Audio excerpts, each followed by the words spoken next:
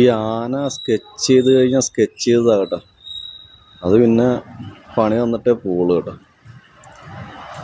അതാണ് ആനയുടെ സ്കെച്ച്.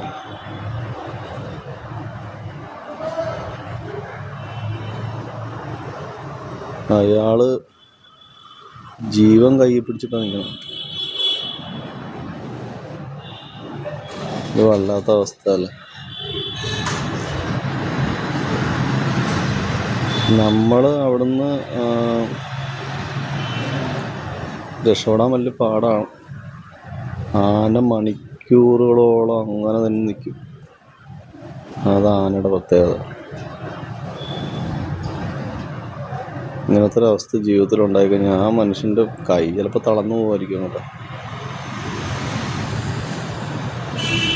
വല്ലാത്തൊരവസ്ഥയല്ലേ. കണ്ടിട്ട് തന്നെ പേടി വരുന്നു. നമ്മളാണ് കൈയും കാലം തളർന്ന് അവിടെ കിടന്നേനായിരുന്നു.